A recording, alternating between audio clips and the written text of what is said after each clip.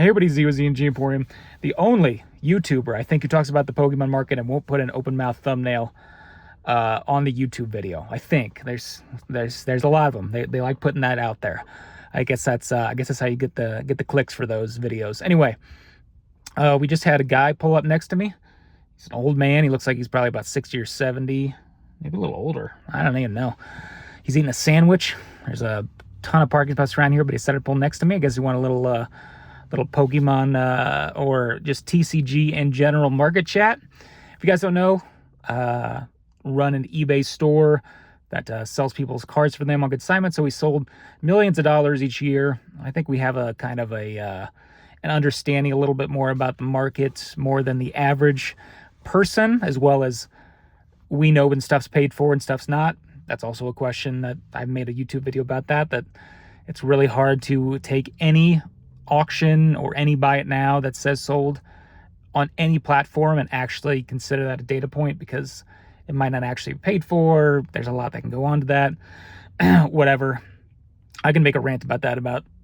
I see other people, other platforms, other companies, I'll put like, oh, record auction price, and they put this number to try to get people to use their service. But then at the very bottom, now I've noticed they put a little disclaimer at the bottom that says, in the rare event that this won't be paid for, it'll be relisted or whatever. So they put auction, even though it's not paid.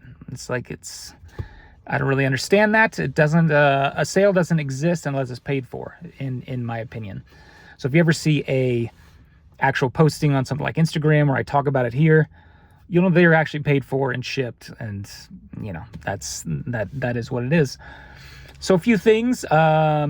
First of all, the Pokemon market still seems pretty strong. I know it's we see, I always like to say these two cards because they always seem to be so liquid, and the kind of the vintage and the modern market, which I think are kind of split in two. The Umbreon VMAX, Altar PSA 10, looks like it's about between $1,100 and $1,200. It's selling for multiple times a day. Same thing with, it's interesting, the base set PSA 9 unlimited Charizards. He's made about $1,100 to $1,200. Every single day seems to be selling. Like I said, I like to follow those because those are super liquid. There's a ton of them out there. You get a lot of data points. It's not like 2 sales in 3 months and it's like, oh, well, that's the price. It's like, no, it's not. That's way too few sales to actually legitimately call it a market price. But yeah, that seems to be the range right now with those. The rest of the market seems to be pretty strong. We sold approximately close to $500,000 in March. Last March we sold about $300 and something thousand. I'll make a report on this, my monthly report, that shows how we did for the month. So that's very strong. A lot of people want to sell their stuff, which means a lot of people want to buy the stuff, and that's a very, very strong indicator. It usually starts to turn around March, April. They get those tax refunds, right? People want to spend their money. People want to blow their money. Or even think their tax refunds back. People want to sell to actually, they might owe some money. I don't know. It just might be a coincidence, honestly, that the actual tax season is when it seems to be the TCG market starts to heat up again from the winter. It might just be a coincidence, but that's kind of the marking that, usually when, been in this market for now 7 years, it'll be year 8, starting past July. That just seems to be how it is. So yeah, Pokemon market seems to be strong. Other TCGs, like One Piece and Lorcana, which is, kind of blowing up on the scene. We have that Elsa card, Elsa Enchanted Rare PSA 10 from Lorcana, the first series, the base set of Lorcana.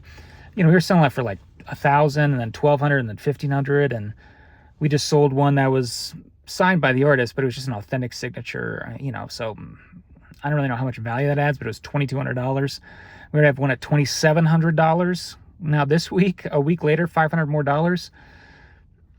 I don't know if I want to give the person's name, but this person was deep into Lorcana. There's no really competitive play yet because there's no first event that's happened yet.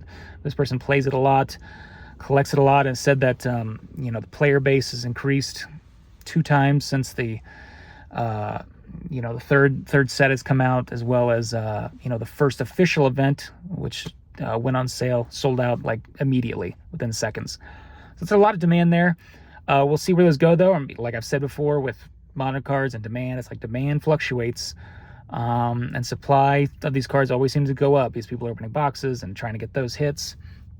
But yeah, I think I read in an actual Instagram comment that said that those enchanted rares are 1 out of every 96 packs, which that's considering there are a lot of different ones. That's a lot of packs to open to try to get something like that.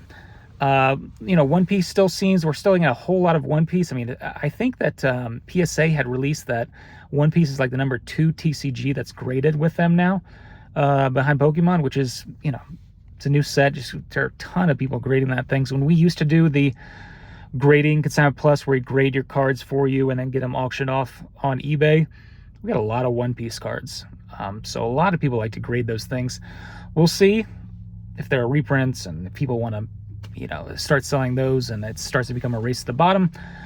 I don't know. That's what I've, heard from a few people who are collecting One Piece and selling One Piece through us, that it might be the prices start to be decreasing, but I don't follow it too closely. I'll see kind of the the higher end ones and see how they do.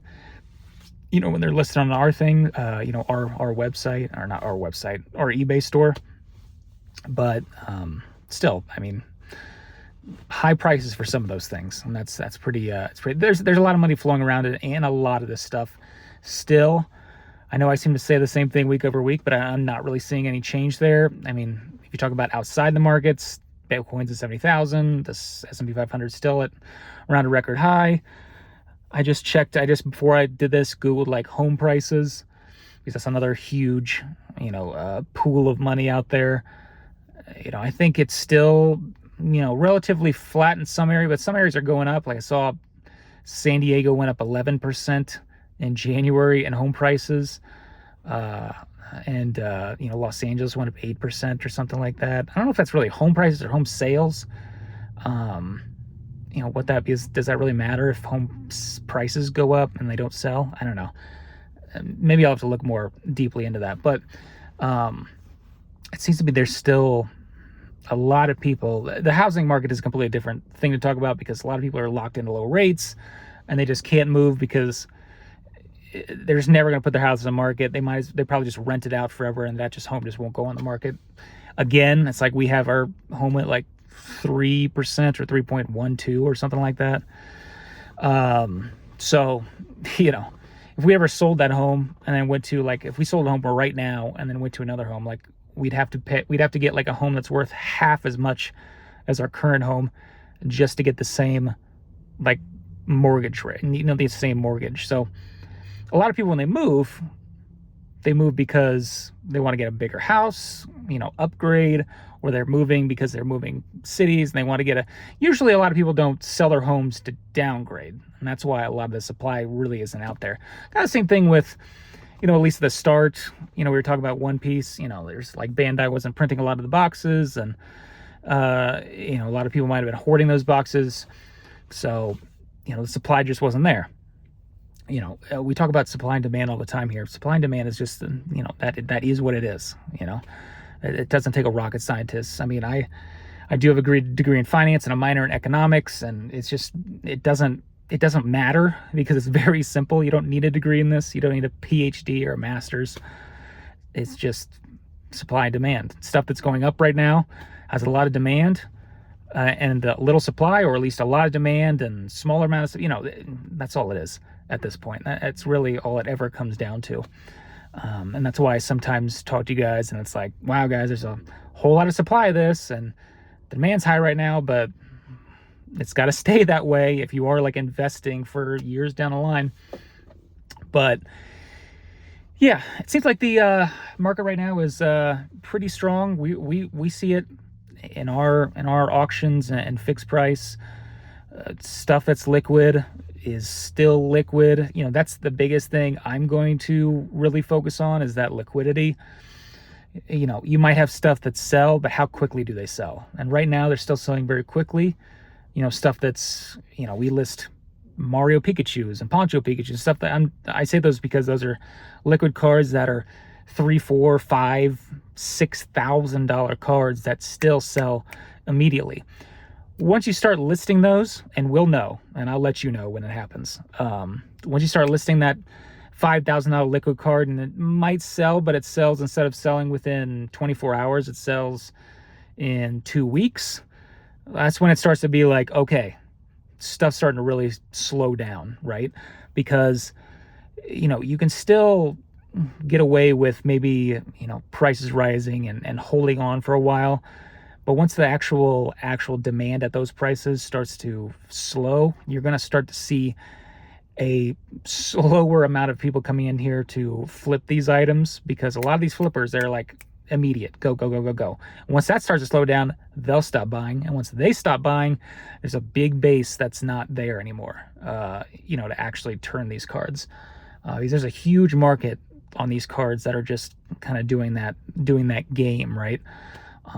We saw a few of these. Once again, I don't know if they're paid for. There were these auctions of these like black label ponchos that went for like $30,000. Who knows if that's fake? I don't know. But if it is real and it's put out there in the marketplace that it's like these are real, and there are people out there, once again, there's a subsect of flippers who will buy PSA 10s or so they look really good and try to crack it and black label it and then get that huge payoff. And they'll just keep buying those, and they create a floor themselves. Once that liquidity goes down, they can't, let's say they fail at getting that PSA or BGS 10 or black label 10, and then you're like, okay, well, let me just put it to PSA 10, and they can't sell it immediately if their kind of venture fails.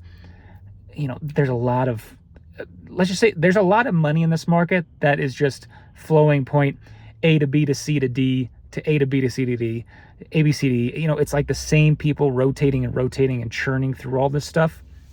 It's not just a market of person A sells to person B and the person B keeps it. And then person C sells to person D and then that person keeps it. It's a lot of person A, B, and C and D are just rotating constantly. And that's the biggest thing that I want to look for. And, our fixed price or auctions, not just the price, but how quickly stuff is going, what the actual amount of stuff that's listed, for that item, because that's when you're going to start to see a slowdown. And we'll see if that, we'll see when that happens, or if that ever happens. I don't know. I'm not Nostradamus, but this guy over here parked next to me is eating another sandwich. I think that's like 3 sandwiches. This guy's parked this whole parking lot. He parked next to me and is eating like 3 sandwiches. It's like just crushing it. Anyway, thanks again for watching, and we will, I don't know why I did that, but we'll talk to you again soon.